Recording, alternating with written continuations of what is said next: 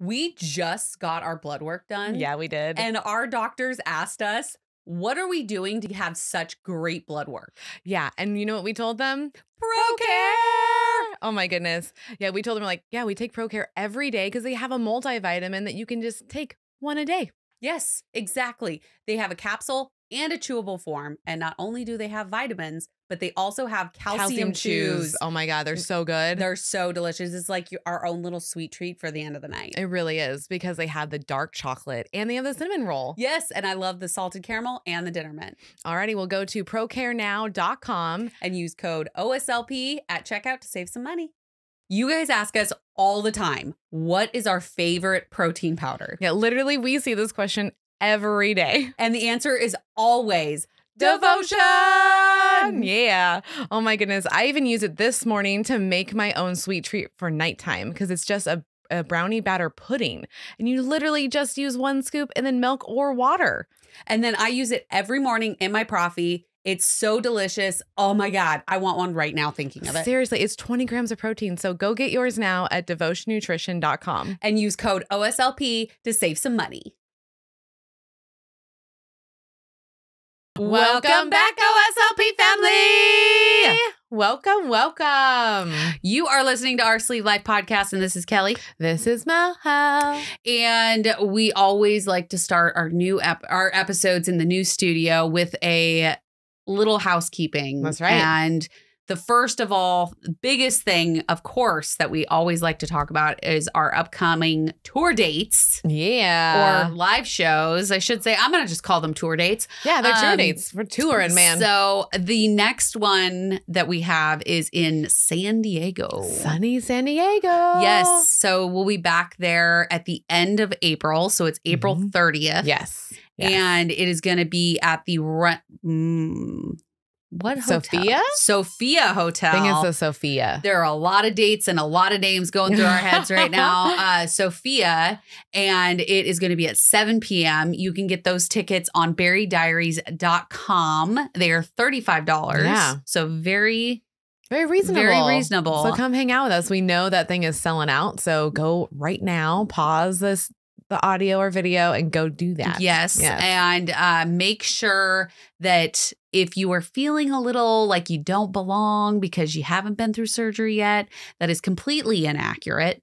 And everybody is welcome. Yes. So go and get your tickets and just come spend some time with us with an awesome show. Yeah, that's what we love to do, is to meet you guys. Yes. And our other spot we want you to go to too is our patreon.com/OSLP, because we have our own support group in there. They're called the Benchies. Yeah. We adore them. They're so much fun. We trade secrets and tips and tricks, and we just like help each other out all day long. Yep. Learn more about each other, their lives, our lives. We put all sorts of exclusive content in there. Yeah, and there's some that are pre-op and then there's post-op. So don't worry about where you're at in the stages. You can come hang out with us and we can help support you with any way that you need it. And we have over 100 people in that group now. Yes, so there's lots of opinions to hear. That's right. And we are always moderating and make sure that everybody is super nice in there, because we do not allow any mean people. That's right. And we also have an amazing admin. Her name is Tanya, and she helps us coordinate our Apple Watches, our hydrate bottles, birthdays, surgery dates, all of those things she does for us. Well, that's what I love, is the Apple Watch stuff, because now, because we have Apple Watches, when we're working out, we can see when other people are working out, and we just like cheer each other on for the day. So yes, we actually had somebody call us out because we did not have our watches on while we were in Vegas. And she called us out. So thank you, Jessica. And so when we got back, we were like, well, we got to get the Apple Watches charged and ready to go. And we did. And we did the damn thing. Yes. So, and if you want to watch this episode, because we're about to introduce our special guest, if you want to see her, you're going to be able to do that on YouTube, which is on your phones. It's an app. It's there. It's next to Google. It's preloaded. Yeah. So go over there, click on that, and then just type in Our Sleeve Life Podcast. And we're the only ones. So you can just click subscribe and hit the bell. And then there'll be a new episode for you every week on Tuesday, because that is drop day for all the things. Yes. And if you want to see this right away, that is also found at patreon.com. So if you're over there and you're on the $10 or higher tier, you get all of the videos 10 days earlier than everybody else. That's right. Lots of bonus. All right. So into our guest of the day. Yeah, it's a little different than what we normally do. Yes, exactly. So we want to welcome Amanda Clark onto the show. She is the creator of Portion Plate. Yes, welcome. Hi, ladies. So good to be here. Isn't it amazing we can be on different sides of the world but end up in the room at the same time? Right? It's so weird. Yeah, because you were just saying it's 7:30 in the morning over there because she's in Australia. Right. Yeah, and she's into tomorrow. Yes, you're in tomorrow. That's right. Yes. That's always the weirdest thing for my brain is like, wait a minute, you're already in Wednesday or Tuesday? Yeah. I don't even know what day it is. Welcome to the future. Yeah. Does it look any brighter over there? It is looking pretty bright this morning. Oh, God. Awesome. We've got full on rain here. So it's kind of dreary and gross right now. I'm ready for some summer. Yes, I'm ready for Dallas because that's going to be like bright and sunny. And it's going to be amazing. Sunshine. Yes. So, all right. Well, tell us all of the things of how you came up with this product and everything that goes along. Yeah. What made you think of this? Yeah, well, I guess I've been practicing for a long time. I've been kind of a weight management dietitian for over 30 years. Wow. And I really recognized throughout all of that when I show people things, they understand so much more than when I tell people things. Right. And even if you write it down and people walk away with some words on a page, they still don't absorb as much as when you show them a picture. So at one point I was taking photos of my own meals to show clients to say, this is what I'm talking about. And they'd go, oh, that's what you meant. Yeah. And so that's when I realized, okay, I need to get these pictures off my computer screen and publish it in a way that people can actually take it home and see exactly what I mean. Because, people describe, I just had a little piece of this. And I'm going, hang on, just show me how you were describing that size again so that, I can understand.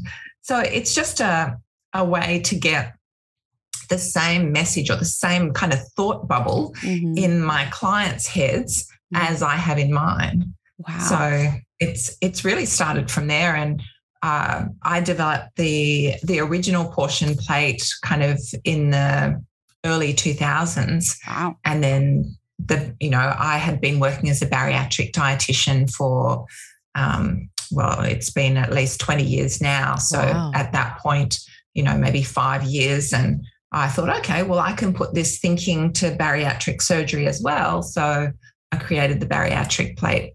I love it. Yeah, that is so cool. Yeah. I actually heard about you for the first time in my bariatric clinic.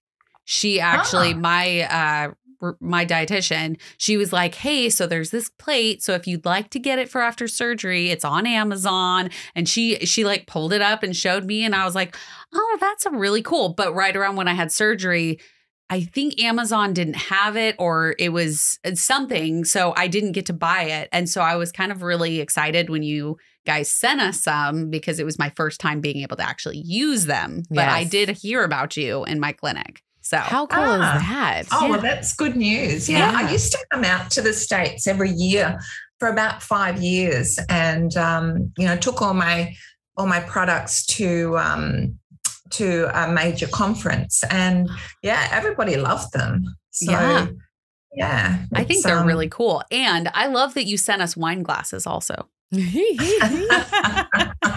I was like, oh, they know us. She knows. They know us. Yep. Well, I think the thing is, people even say to me that that they're surprised that in the nutrition books that I've got chocolate in there and I've got cake and, everything's in there. Mm-hmm. It's in the right spot. It's in the right portion size.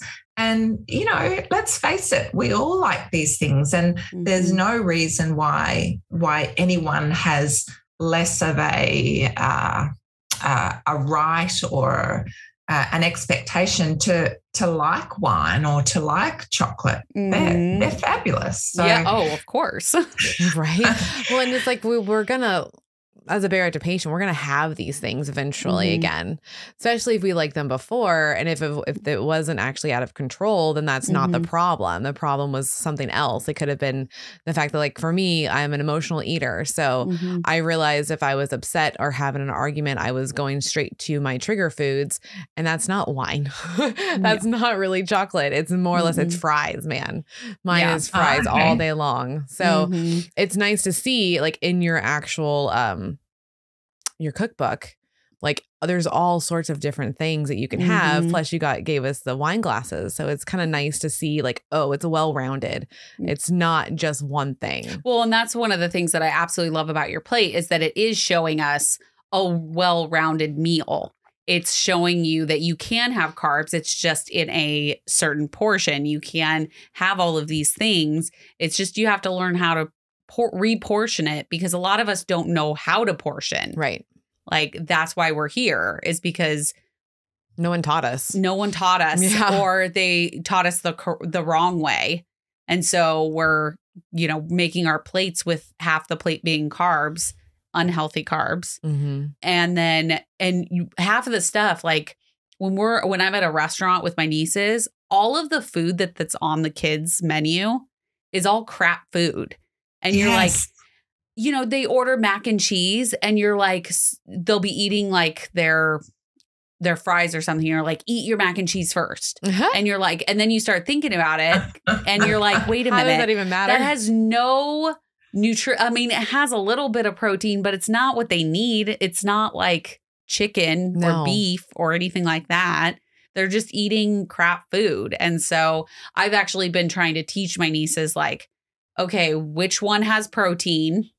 Which one is a carb? Like, so that they know at an earlier age what has protein and what doesn't. Yeah. Because that's the most important. So that's a good thing to go through. And yeah, you're right. Usually on the kids' menu, there isn't a lot of vegetables. And I guess that's because the restaurants assume vegetables are bad, taste bad, kids hate them.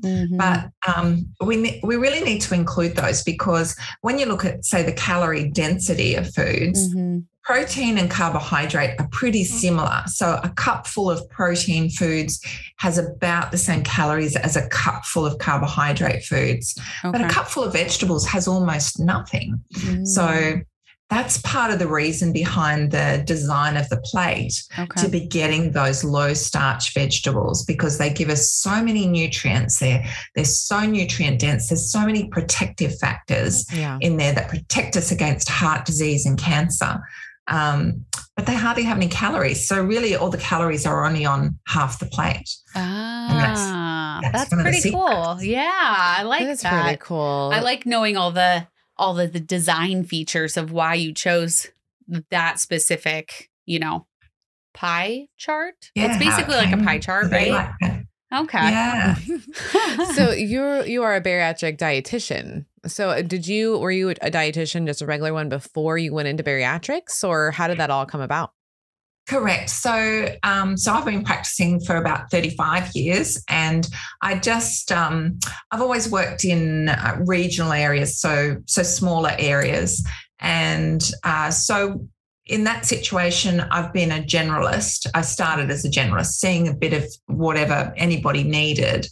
But from that, I got a lot of expertise in weight management, and weight management was really my interest because I think there's been a lot of kind of cycles of recommendations in my 35 years.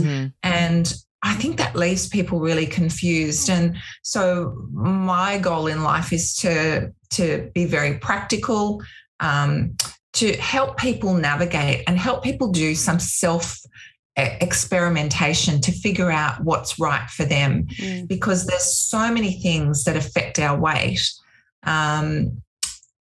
And they don't all apply to everyone. So it's a matter of honing in on what is it for me. So, I was already a weight management kind of focused dietitian when the first bariatric surgeon came to town, if you like. Wow. And so I was the natural person to start working with him.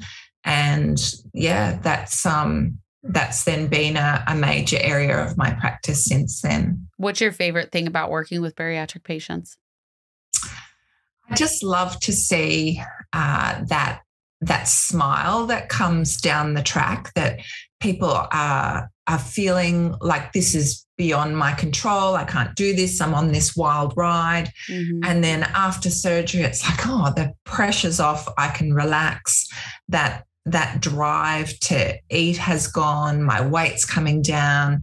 And just the smile that people walk in with on their face. And so that's why I think it's still really important, though, particularly in year one, Mm-hmm. that we identify what were those things that led to that weight gain initially, Mm-hmm. because we've got a period of 12 months here where you're kind of free of appetite problems, Right. where we need to address all of those things that existed before. So even though you feel kind of bulletproof after surgery, Mm-hmm. there's work to be done in that first 12 months. Yeah, definitely mentally also, because you do have to figure out what is that problem food.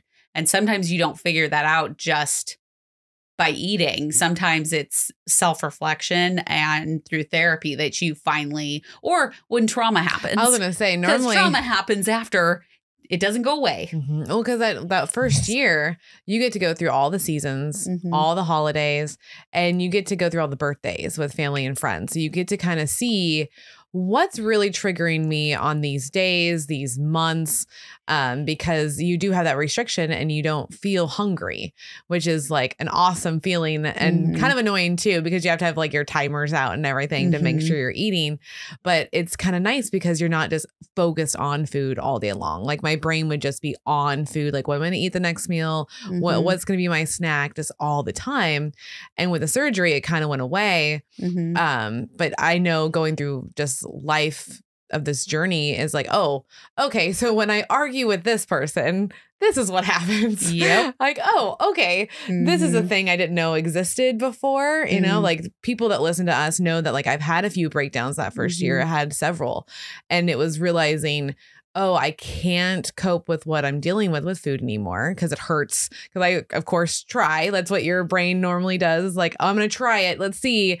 And then you get that crazy pain in your chest. And then you have to stand for a while and put your arms up, like trying to do whatever you can to get it to go down because it's really painful. Mhm. And then like you're realizing while you're in pain, oh, X, Y, and Z happened. How do we process this? What do I do differently so I'm not in pain every time I'm like upset about something? Mhm. So Definitely. That's the perfect way to think about it. You know, you've used it as a self-experiment. You've gone, Yeah. wow, look what just happened. Mhm. How do I need to navigate that situation? I think it's really useful to think it through again and think, well, if I had to go there again tomorrow, how would I play this differently? What would I need to do?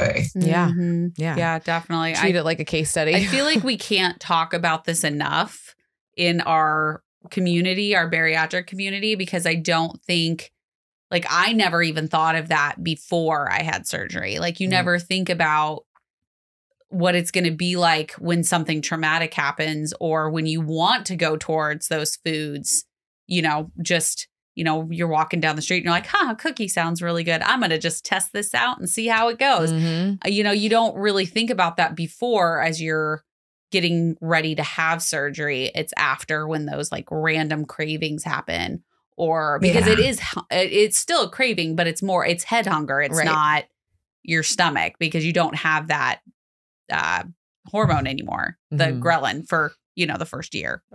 So. Yeah. And, you know, I think there's a whole lot of times in our lives when we eat for reasons other than hunger. Mhm. And, you know, we still have to deal with those things. We've taken the hunger away, but everything else in life is still there. Mhm. And Christmas, I think, is a perfect example. You know, we've all got ways we behave at Christmas and ways we eat at Christmas. Mm. And it just so happens when you put us back in the same scenario that we've been in before, our brain goes, yes, I know how to behave in this situation. Mhm. And it'll just take you on that path. You know, often when we go to our parents' place, we go to the cookie jar Mhm. because it's what we did as a kid. You know, we start behaving in ways that we wouldn't at somebody else's place. But Mhm. here we are in that familiar scenario. Yes. Oh, that reminds me of Eric. Every time he went into his grandma's house, he went straight to the kitchen door, like just opening up the fridge and the cupboards, just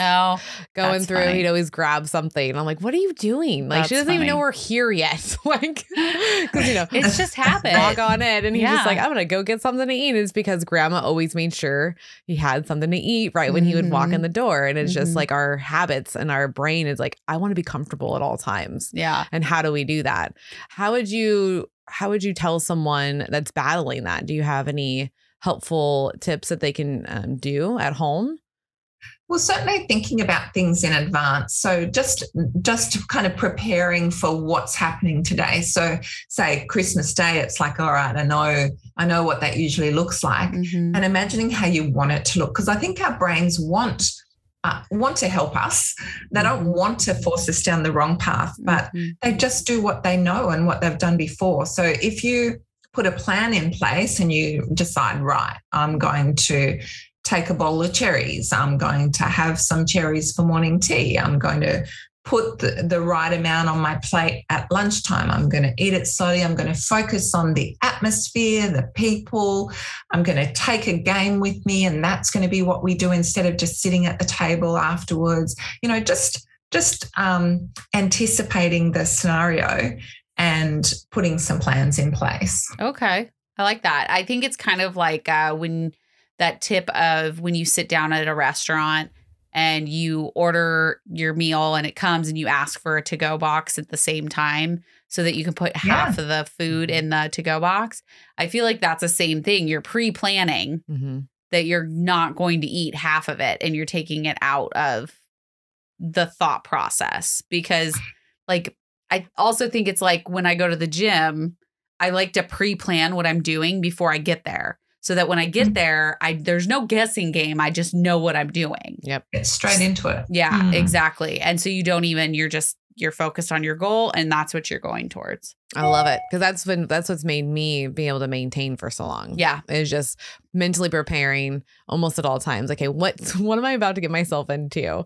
I always tell people, I'm like, you need to just tell me what's happening so I can mentally prepare. Because like with Eric, I have to tell him that all the time. Like, hey, like I just need to know if there's people going to be here. If there's people going to be here, that I can mentally prepare for that. Because that's going to change my like outlook for food and drink too when there's people over, because like you have to be mindful, like they're probably not going to eat or want the things that like we have on a daily basis. So I have to make sure, do I have access to these things? Do I need to go somewhere first and bring it to the place that we're going? So it's really important to plan. I think that's the biggest deal outside of that first year is in that year, you need to learn how to plan. And then afterwards, you have to just implement the plans and not care if someone is mad that you brought a bag of protein snacks, like don't get upset about it. Yes. Yeah, exactly. And so that's actually what I've tried to do with portion perfection. I've tried to create a pattern because, if I just give a meal plan could be great. I might do a really good job with your likes and dislikes and your cooking skills, and I might be able to give you a great kind of 3-week plan or something. But at some point, you're going to stop doing that. And so my goal has been to develop a system so that you know what to do at breakfast, no matter what you're faced with, there's a kind of answer or a way of figuring out how much am I meant to have here. And there's a structure to the day. So if we can get our brains working with that structure, then that is our autopilot. There's a lot of discussion about intuitive eating and the value of really thinking about what do I feel like eating now and how hungry am I and how much do I feel like eating. But I think if we were to find the people who don't get the messages correctly, whether there's something wrong with the messaging or whether we've been ignoring the messaging, overriding it in some way, those people would be in the bariatric community. And so that's where I say, well, use a portion control, an external measure of portion control. And that's then us or me saying, now that should make you feel satisfied. See if you can study that feeling and find, how do I recognize this in a situation where I don't have an external portion control measure? Yeah. I like that. Yeah, I really like that because then you're just testing. You're like, okay, I ate this much. This is how much I'm supposed to be eating. And then stopping and like doing some internal discovery of, okay, well, how does that make me feel? Am I actually hungry? Or is this more of turning into like a thirst thing that I think is more of a hunger thing? I like that a lot. Yeah. Is there something happening around you that's causing you to want food that's not really like, it's more of a head hunger situation versus like a tummy hunger situation? Yeah. Because if you fill each of those spots on that plate that you have for us, like you should be pretty content after that, if not stuffed. Right. Depending on where you are at in your journey. So then if you discover it really depends on what's happened. So the plate is designed to hold 1 cup of food when you just fill the base of the plate, about 3/4 of an inch deep in the middle. So the little mound of food on the plate with protein on 1/2, low starch vegetables. So your broccoli, cauliflower, carrots, beans, zucchini, cabbage, all of those sorts of vegetables on the other half. And if you were to have a bit of carbohydrate, just a little bit, mainly because there's so much value to the protein foods and the low starch vegetable foods that if we're going to have a smaller stomach, we got to get those ones in first. So there's no space for the carbohydrate. It's not that the carbohydrate in the right sort of quantity is so bad. It's just that we're trying to make the best use of the size of your stomach pouch. Yeah. Okay. Honor your pouch. Honor your pouch. From another dietitian, honoring your pouch is huge. Yes. So it's like, why are we putting in things that don't give us any nutritional value? Like, why are we wasting that space? Well, sometimes they taste good. They do. That's why we do it. But I know when we did our live and we used, we cooked a meal and then plated it and we ate it. Yep. And it was like, it was filling. It was very filling because then you're like, you're getting the proper portions. So we had broccoli, we had my barbecue chicken thighs, and then we had a little bit of rice. And just from that, we were good. We're good to go. Yeah. Yeah. It's when we just aren't. And I found this at my boyfriend's house. I see it a lot, is that I fill a plate and then I'm still trying, like attempting to eat it all, because that ingrained, you have to finish everything that's on your plate. It's just ingrained in you that you need to do that instead of being like, I ate half, I'm done, I'm good.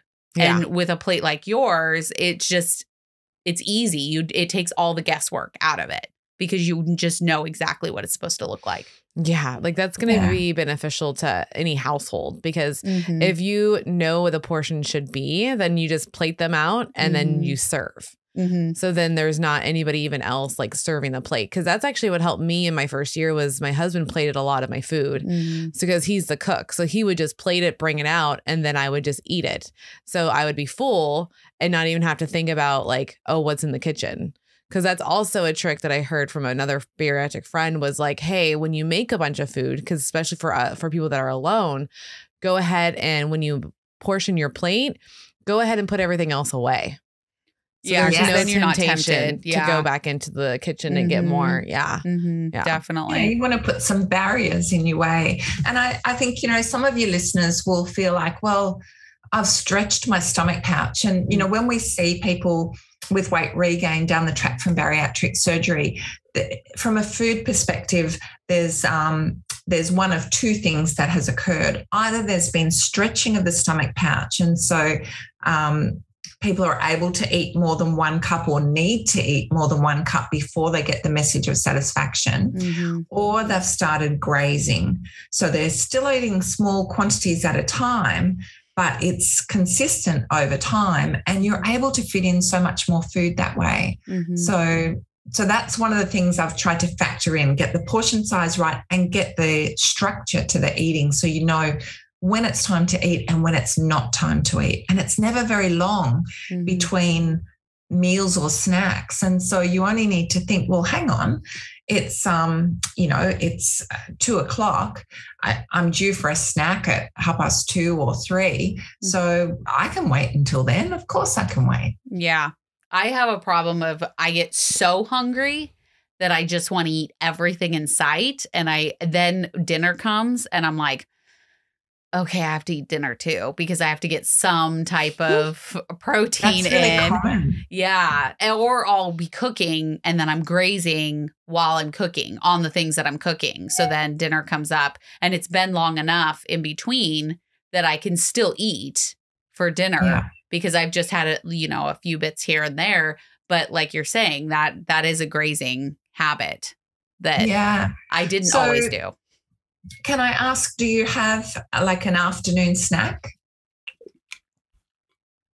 Well, I mean, sometimes I try to, but then there's other times, where I'm in the car all day, and I've been trying to get better at planning because that's been a big thing of like having a routine and planning out when these things happen, what am I going to do to still stay on my motivation to hit my goals. Right. And so I did get a bento box that I could put everything in to keep cold. So if I am in the car all day, I do have that ready to go. And then I can have what she got there? What she got? Show us this and tell us about it. So maybe you need the snacker. So the snacker comes with a chart that tells you what you could put in each size container to be a 100-calorie snack, which is exactly what you're looking for. So a good experiment for you would be to find that time that's halfway between lunch and dinner, and set your alarm to say, right now it's time to snack.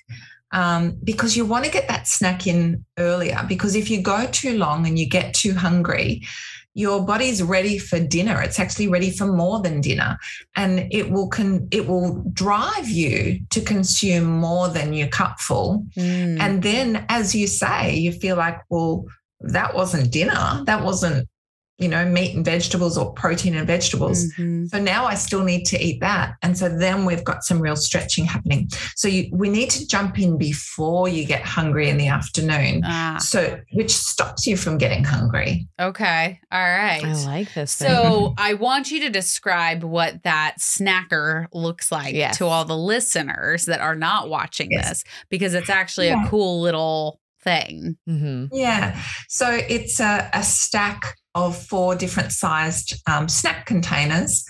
They all clip together. They won't leak or anything. They're nice and strong, won't break. They've got a little handle on the top. And the smallest one, for example, is I think it's technically an ounce or 1 1/3 ounces. And it's the right size for nuts, for example. So whether you're putting pine nuts or Brazil nuts in there, so big or small, the amount that fits in that container is approximately a 100-calorie snack. Whilst in my book, I show people that it's 14 almonds is a 100-calorie snack. Sometimes if almonds are bigger or smaller, it probably is a bit more or a bit less. But in the container, you just need to fill the container, put the lid on, whatever's in there is going to be approximately correct. That's awesome. And then what is the biggest section on that? What's the ounces on that? I think that it is 5 ounces. Yes. Okay. So what's an example of what you would put in that one? Well, a boiled egg fits really well in there. Let me see what else we've got on the chart for the large one. I love that you have charts that people can look at. Very visual. Oh, look at that. So it tells you for each size container all the possibilities for putting in there. So that large one is also good for the carrot sticks that might go with the hummus that goes in the small container, just like the nuts goes in there. Look at that. Okay. So that's even more helpful because it's giving people ideas of what to put in these things. And you can make so many different combinations. That's really cool. Yeah, yogurt is also good for that large one, or a chia pudding, if you ever have those. Rice crackers, all options. I like that. Now, can you kind of explain to us why grazing is not good for us? Yeah. So part of the message of satisfaction, and really the long-term message of satisfaction, comes from the tension in your stomach wall. Okay. So you've got the vagus nerve goes from your stomach to your brain. And when it senses tightness there, you've got a message going to your brain. So that's where, when you feel over full, it's because your stomach is stretched, and you get a very strong message of discomfort going to your brain saying you've had too much. Okay. So when you graze, you're not actually reaching that stomach tension. You're only partially filling your stomach, and then it's starting to digest and go down, and you start to feel it a little bit more, and it goes down, and you can keep filling, but you never get that message of satisfaction. Ooh. Oh, shoot. Does that make sense? Yeah. And I'm really kind of understanding a lot more. That makes so much more sense. Yeah. Oh my goodness. We had no idea. No, I don't think we've ever talked about grazing. Not in detail like that. No. That's crazy.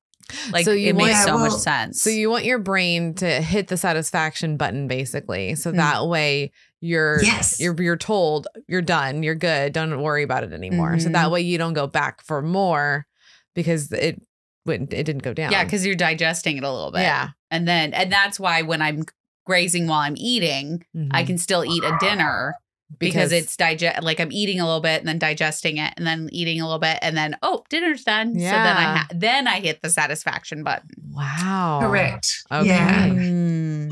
So you want to give yourself about 2.5 hours in between meals and snacks. Okay, 2.5 hours. Okay. Yeah. I was going to ask that too. Like, what is the time frame? Because you hear a lot, hey, eat every 2 to 3 hours. Yes. Hey, but then I was like, isn't that count as grazing to some people, because they feel like they're always eating?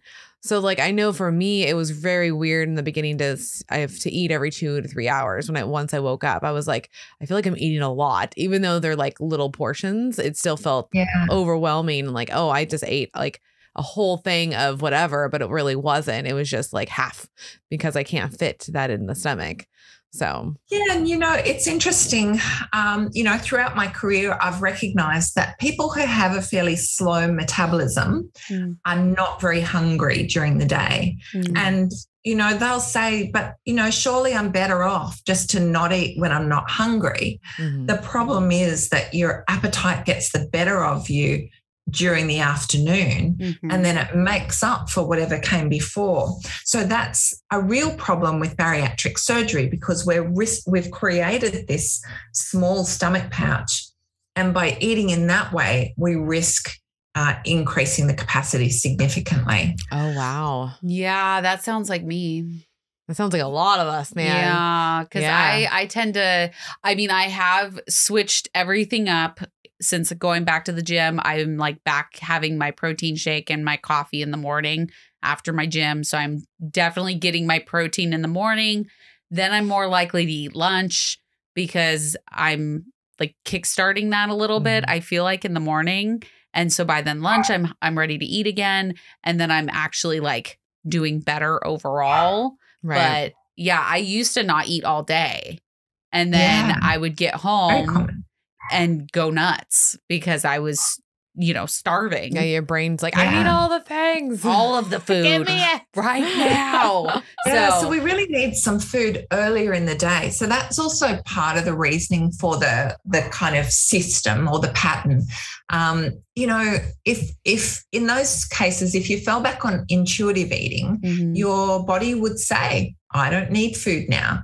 So sometimes we need to go against that, because if your body isn't used to having to digest anything in the morning, it stops bothering to produce all the digestive enzymes. Like, our body wants to work with us. And if you create a routine, it'll understand that routine. That's the key to a system or a pattern. Your body can pick up on it, and it can interpret what comes next. And that's how you can actually develop the appetite to eat earlier in the day. Some people who don't eat breakfast, if you start eating breakfast and then you miss it a day, you're hungry. And it's because your body expected it. It had your insulin ready, your digestive juices ready, everything was ready to go, and you didn't eat. So if you then fall back into a a bit of a haphazard or chaotic pattern where sometimes it's there, sometimes it's not, your brain can't figure out where's the pattern here. Okay. And so, that's when you will get indigestion by eating in the morning because it wasn't expecting you to eat. And when your metabolism doesn't really work with you. So how long does it take your body to recognize a new pattern? I like that question. Good question. Yeah. They say to develop a habit that it takes about 30 days. I don't know, maybe about 30 days. Okay. So just stick with it for about a month, see how you're feeling. Yeah. Okay. And, really you want to stick with it for good. Well, you want to find the benefit in it. But something that you said there, Kelly, about having stretched your stomach, many people might be asking, well, if I've already done it, is there any coming back from that? How do I shrink my stomach? And, potentially we can't shrink a stretched stomach. Maybe we can a little bit. But we definitely can calm down the messages that our body gives us, telling us that's not enough. It can, and that takes maybe 5 days. Wow. So if you bring it, I think the ultimate test is to see as a self-experiment, if I went back to 1 cup of food, but I ate 1 cup of food at breakfast, lunch, and dinner, and I ate at least a 100-calorie snack at morning snack, afternoon snack, and maybe supper, how would I feel? Would I be okay on that? So that's the first step before, trying, I guess that's the ultimate pouch reset diet. Is you without going back to the dangerous pouch reset diet. Yes. We do not like the pouch reset diet on this channel. No. Well, this is our perfect pouch reset diet, isn't it? Just get back to what is ideal. And see, does that enable your system to settle down and go, okay, this is enough. I can manage on this. I think it's good because there's a constant supply of nutrients, which kind of convinces your body there's a plentiful supply of food. We don't have to try and get more, and we don't have to store it away as body fat and not let it back out because it's coming in all the time. And the one thing that I'm thinking of is, with the pouch reset, the dreaded diet that people try to go back to, is that once you stop doing that, that's when you're gonna gain it all of what you've lost, because you're not meant to be drinking 4 shakes a day. That's not a long-term solvent for your problems. Right. But if you're going back to, like you said, you're eating breakfast, lunch, and dinner, and you're eating 1 cup of food, and you've got it balanced out to where you've got your protein, you've got your nutrient dense vegetables, a little bit of carbs, and then you're having your 100-calorie snacks. That's something you can live on. That's what our goal was when we had surgery, is to eat like that. It's very sustainable. It's sustainable. That's the word I was looking for. It really is, because that means now you can actually eat these portions, and your body's craving these portions and liking these sizes. And then when you do go a little off script or eat too much, you're going to feel it. You're going to know a little bit quicker than what it was before. So that's what I like about doing a reset, is okay, it's really just going back to the basics. It's hey, what were you doing before that worked? Just do that. You don't have to reinvent the wheel here. It's just go back to what you were doing, because obviously what you're doing now isn't working. And we got to stop acting like if we just keep doing the same thing, it's going to work, and try to force it and brute force this. It's not a video game. You can't brute force this. This is a real life, and you actually have to make real changes for your progression and for you to reach your goals that you actually want. So and because I'm speaking to myself on this one, I just have to make sure hey, you need to have protein in all these meals and stop grazing, because I do graze, not a lot, but it's there. It's definitely a tendency that I need to pull back from and make those little snack containers and be hey, Mel, this is your afternoon one. This is your evening one. And just prepare them, because my problem is I'm not preparing them. I have it in my head. That's what I'm going to do. But the action is not happening. And that's the part that I know for me, and probably a lot of us need to work on. And I think sometimes the hard work of the preparation is how do I decide? What am I going to do? How much work is it going to be to prepare it? And so that's why I want this snacker idea to be really simple. Yeah. So you have your container of nuts, you just fill it up, put the lid on. Maybe you've boiled some eggs in advance, so you can just put a boiled egg in there, or, you've got some dried fruit, or, some healthy snacks that is just right. Fill this container right, put them together into the handbag and go. Yeah. Well, and we're all so busy, right? Yeah. We are all busy. And I know for me personally, because I have 3 autoimmune diseases, there are some days where I can't meal prep. I can't even think about going and doing these things that just seem too hard in my head because my brain is taken up by having a bad pain day. So Absolutely. If I have something like that where I know I can go to my bag of wasabi and soy sauce almonds, I can pour those in, close up the lid, put it by my bed, and I have my snack ready to go. And it didn't take any more brain power than it would to walk to the kitchen and grab the bag of almonds and walk back. Yeah. So Exactly. And I think what you've raised there is a very common kind of explanation of why we don't do it. We just don't have the brain space. And that's sometimes why intuitive eating is not the only approach. Use intuitive eating when you've got the brain space and you want to go, what do I feel like now? And how much do I feel like? But apart from that, we've all got times when we're too busy, or we've got other issues in our head when we can't think intuitively. And that's when we need a fallback plan. And the fallback plan is the system. And if our brain can understand the system, then it can fall back to something that is still good for you. Well, and if you create a routine, you don't have to think about it because your body's already, like this morning, I got up at 5 a.m., had my coffee, got ready to go, went to the gym, and I've been doing this for 3 weeks now? This is week 4. This is the week. This is week 4 for me. Yep, week 4. So, and I didn't even have to think about it. Like I just got up, did the things that I needed to do, went over, grabbed my gym clothes, got dressed, filled my, I did all of the things that I've been doing and trying to implement over the last 3 weeks of working out, that by week 4, I didn't even have to think about it. Yeah. And I did not even think that I didn't even realize that I was doing it until we were having this conversation. Yeah. And it proves that it works. Yeah, it does work. You just have to stick to it. Like your brain wants routine. It craves routine. Your body needs it to survive, really. Because a lot of us are in tune with the whole sun coming up and coming down with waking up and going to sleep. Same thing with our cells and everything that at least from what I've researched, that's a big deal, is to be okay, we're awake, we're on. What do we normally need? Here's the X, Y, and Z of what we need. And if you can throw in your workout and throw in that protein early, then your brain's okay, this is what we do every morning. Yeah. Not a big deal. Cool. And you need to, I think that first year is all about finding that routine. Yeah. Yes. But then after that first year, that's when it gets really hard. Yeah. Because you kind of be able to add more things into your diet. Life kind of gets a little bit, I feel like after that first year, you're okay, I did it. All right, cool. I can kind of back off a little bit.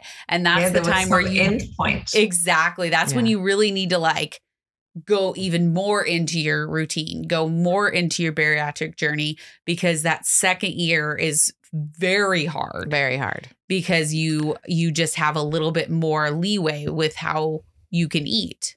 So yes. And I think after year 1, and that's why it's so important to get the routine and the pattern happening and very clear in year 1, because at the end of year 1, you've got that change in the level of satisfaction hormones. So year 1, you've got really high level of satisfaction hormones and hardly any hunger hormone, very little ghrelin, lots of these other ones with very chemically names.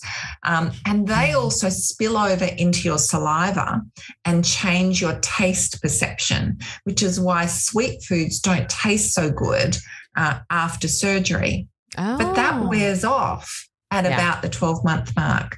So that's when we're going to fall back on any routine or pattern we've developed. And if we haven't developed it, then we're kind of just back in the usual environment without a change to our kind of brain structure that's going to help us get through. So as you move into year 2, that's the time to think, oh, okay, now's the experiment.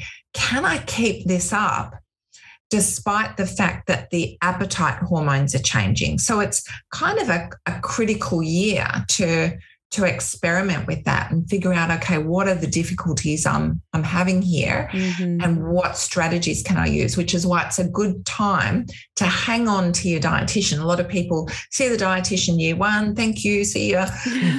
But year 2 is a really important time to kind of establish life kind of on your own, if you like, without those changed hormones.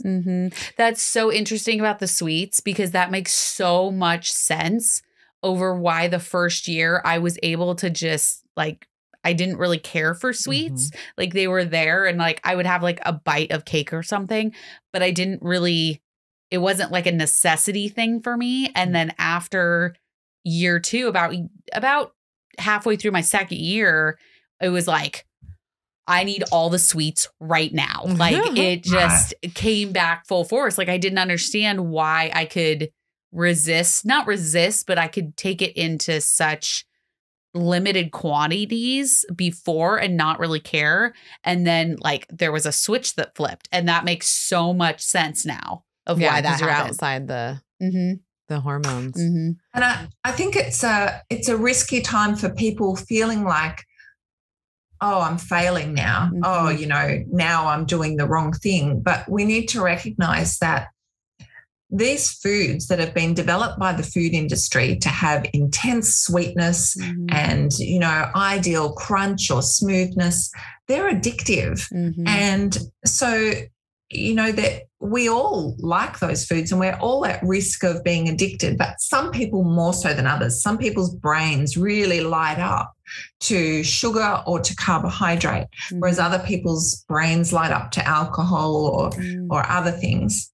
And so it's important not to feel like you're a failure, but to recognize what's happening and learn about yourself and recognize, wow, I really do have this strong attachment to these foods. They are changing the way I feel, and I feel really driven to consume them. What do I do about that? What can I implement? Yeah. I think it's the one thing that we all have to understand too is that these businesses are in business to make money. So when they're selling you foods, all different types of foods, that's why the sugar content's so high, is because our brains were like, ooh, more sugar. Like it's like a drug. And it's like, okay, they're doing this on purpose. So that way we can go there more often and often and often to get them more rich. And it's like, okay, we need to look at these labels. Like that's why it's a big deal to check the labels when you're eating things, because like if it's really high rich in sugar, there's a reason, and we probably shouldn't be eating it because it's going to just cause you to go back. Like that's what I've learned with sugar for me is like, I'm just going to keep going back to that one because I like it so much. But if I just was like, hey, not meant for me, we need to stop here and understand why is there so much sugar in this item? Because there's sugar in freaking tomato sauce. Like, well, yeah. And it's just stupid though. Like I've had tomato sauce without sugar. It tastes delicious. It is not necessary for my spaghetti, you know? Homemade is best. It really is. And it's like, you don't need the sugar. Well, and you add a little bit of the sugar to decrease the amount of acid that is in the tomato sauce. Right. But the amount that they are putting in is a hefty amount. It's like heavy-handed, man. Yes, it is very like if you break it down and calculate out how much you put in a homemade batch versus what's in a jar, it's a lot. Yeah, and even read your labels for cranberry juice, guys. Oh yeah, do not. Holy moly. Like I remember having cranberry juice, just straight cranberry juice, being like, why is it so bitter? This is crazy. Oh my God, this is disgusting. It's because, this is the one that's didn't have added sugars at all. No, it's not the cocktail. It's not the cocktail one, you know? It's like, oh, this is a problem. But you never know because you're not trying all the things and realizing, they've added a lot of stuff to this for me to like it. Yeah. Yeah. Yeah. And, you know, our brains kind of recognize a particular flavor. So when we eat something, it's like we get a photograph of that food in our brain. Okay. And so when we eat it, yes, it matches. We feel fine. It's not off. You know, there's nothing wrong with it.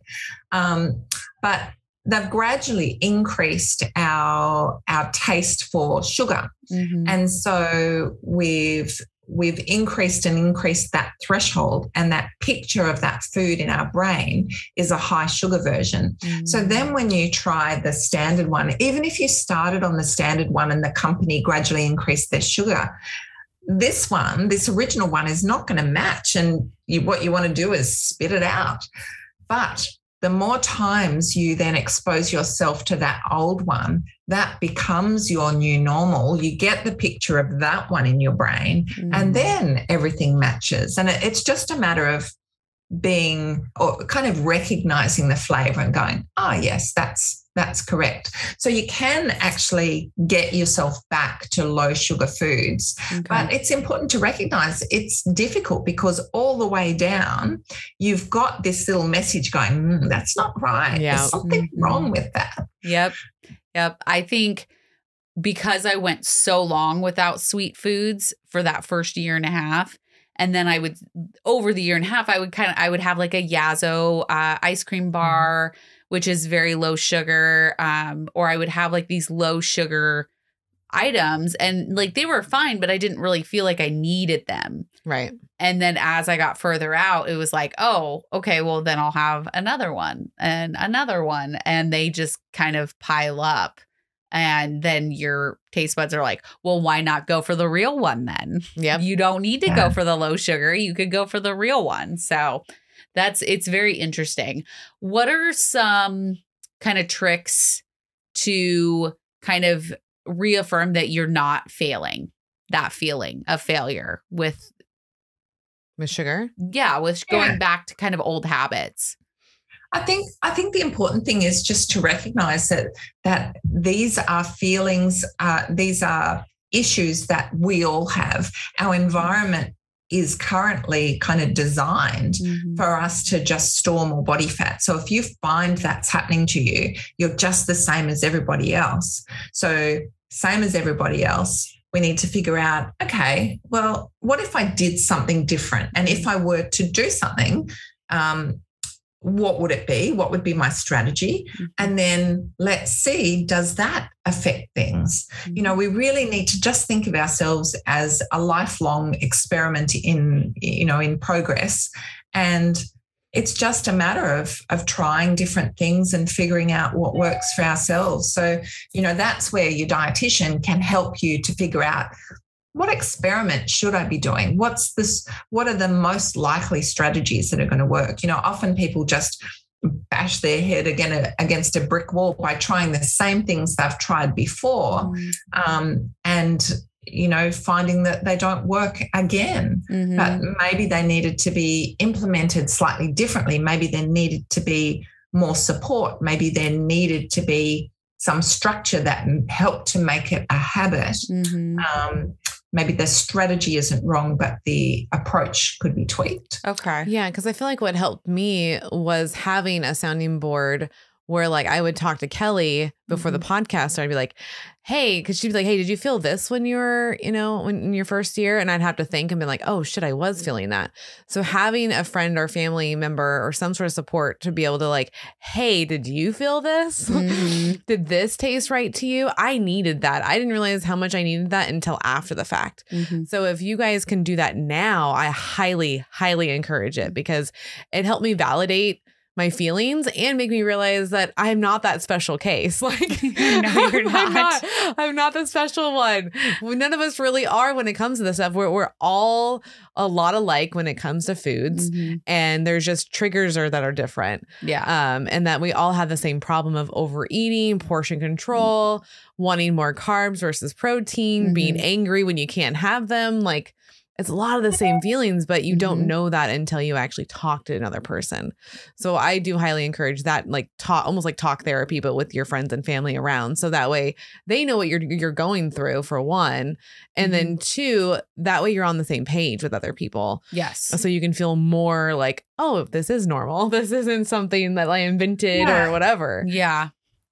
And then the important part of it, I think, is even with your friends to look for the solution and the solution is not another diet. The solution is, okay, what is happening here? Right. Why is this happening to me? And what would I need to change for a different outcome?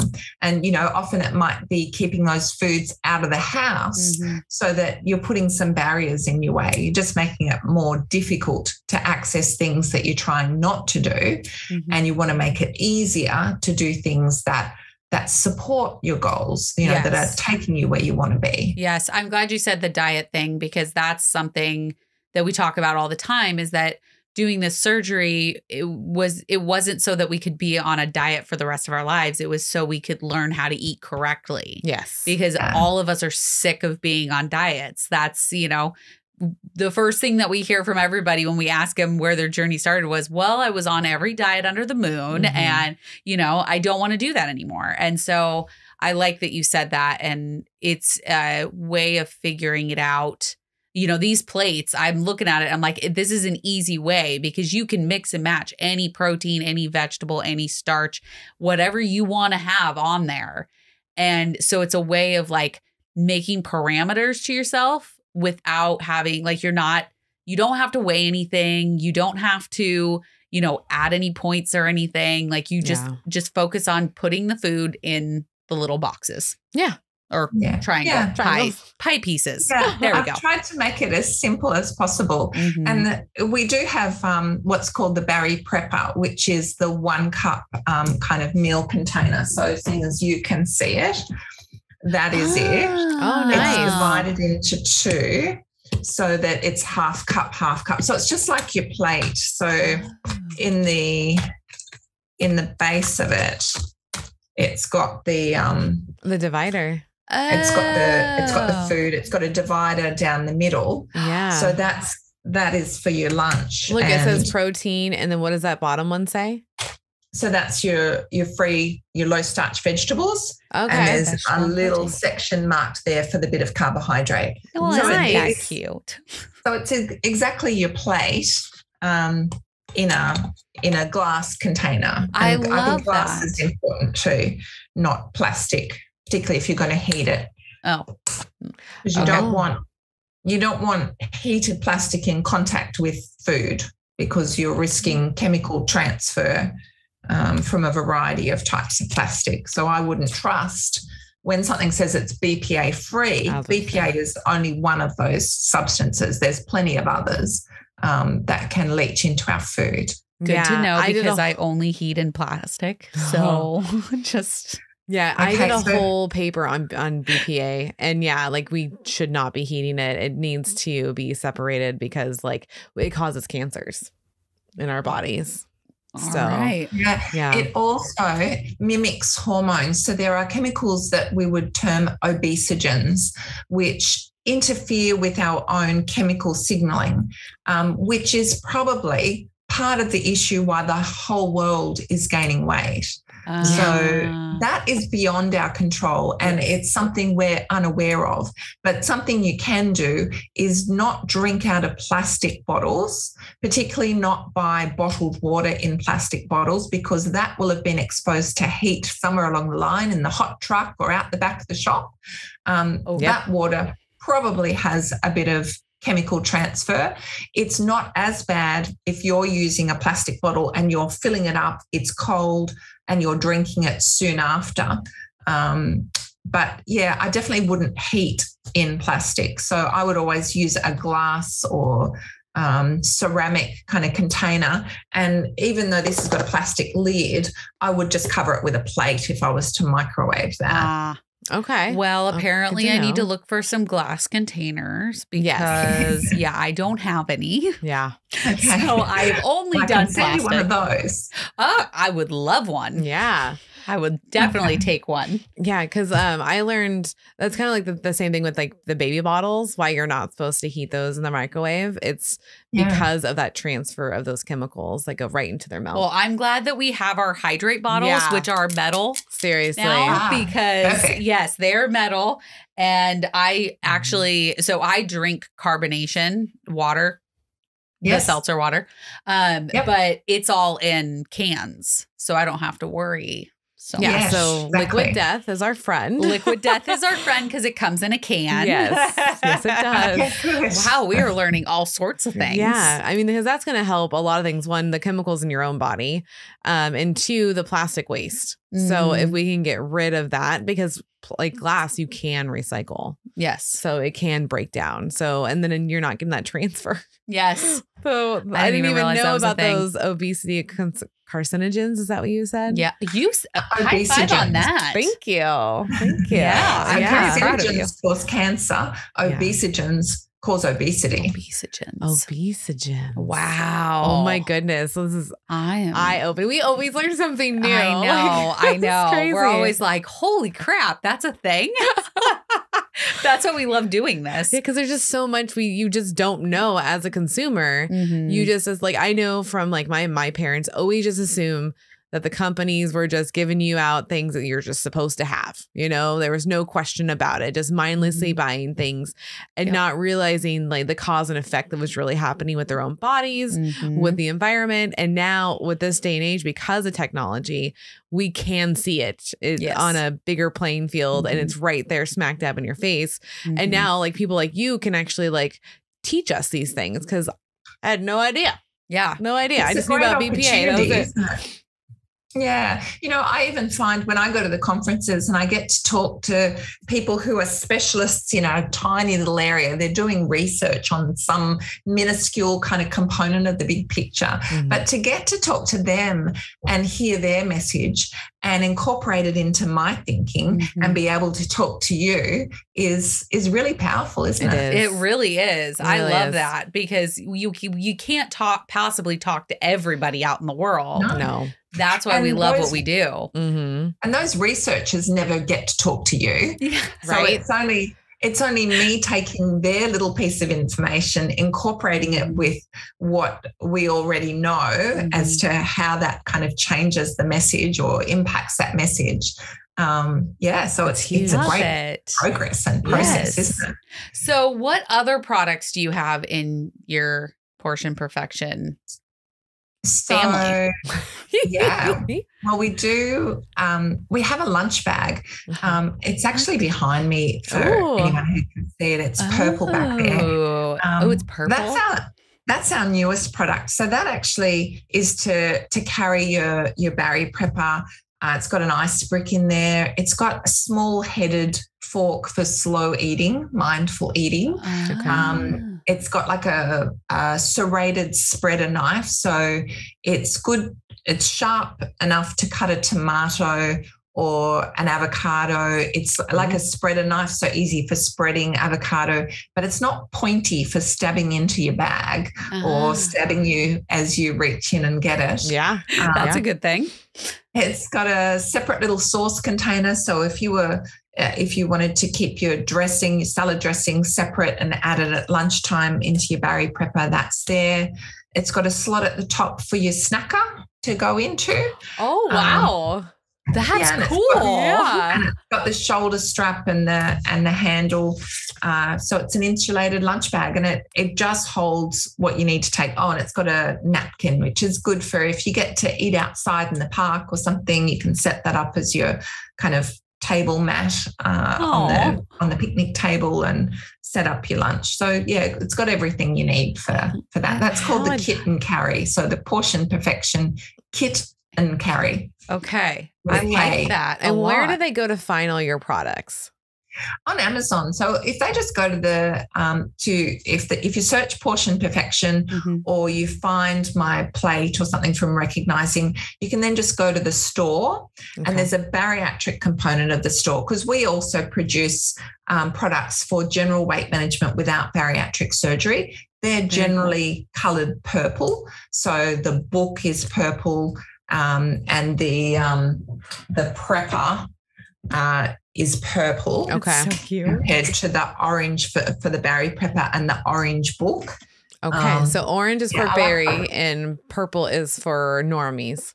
Normies. Yeah, that's what we call them, normies. Yeah, so the purple works for men, women, or children aiming to lose weight. There's kind of several plans in there. And then the bariatric plan is just the weight loss plan, which is what we've talked about, the 1 cup at breakfast, lunch, and dinner, the 100-calorie snack at mid-morning, mid-afternoon, and supper.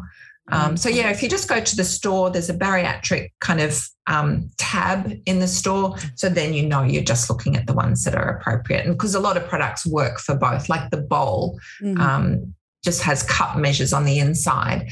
And so that's good for everybody. Cool. I love so it. if you're on Amazon and you're wondering, and you click on the thing, the store name is going to be on the upper left corner, and it's going to be like colored blue, or, it's going to be like highlighted. It's a hyperlink. Yeah, it's a hyperlink. So click on that. And then usually the menu button to pick the different like categories is going to be on your right-hand side at the top of the page. So in case anybody's wondering.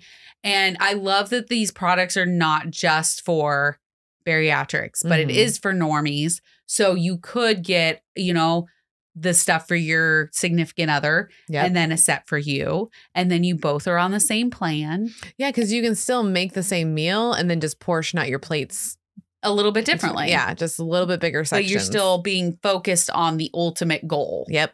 Which is nice. Yep. Very cool. This is really cool. Yes. I dig this. Oh my gosh. And I've made sure that the bariatric products, they don't say bariatric anywhere on there, so nobody knows anything. The kit and carry lunch bag has a different color swing tag so that we know that that's the bariatric one that's got the Barry prepper in there.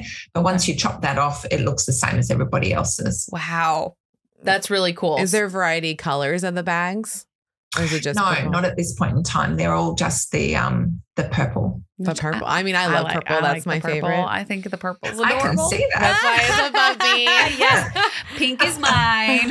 Purple's mine. So if you choose another color, I would vote pink. Just saying, pink and purple. That's our thing. Very good. Yes.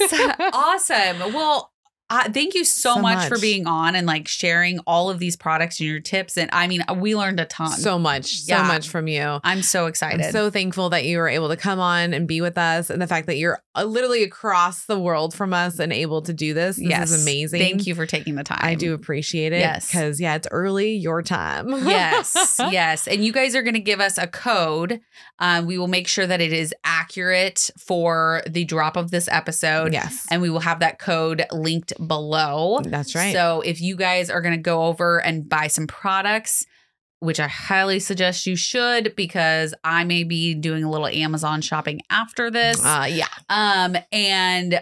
just go ahead and look below for that code and get some money off. That's right. That's right. And remember, if you want to watch all the things, because she was showing us what everything looks like in real time. Yes. So go over to YouTube, again, put in our name, hit subscribe, hit the bell so you can see these. If you want them early, you just go on to patreon.com/OSLP, pick the $10 tier or higher. You get entered immediately into our benchies, and then you get all the episodes early, no ads on those. And then you also get exclusive episodes of just me and Kel, where we give you literally behind the scenes of what's going on with us, how our weeks are going. And so we love giving those out to you because those are a lot of fun. Yes. So all right. Thank you so much, Amanda, for being on. We really, really, really appreciate it. My absolute pleasure. Thank ladies. Thank you. All right, guys. We love you, and we will see you next time. Bye.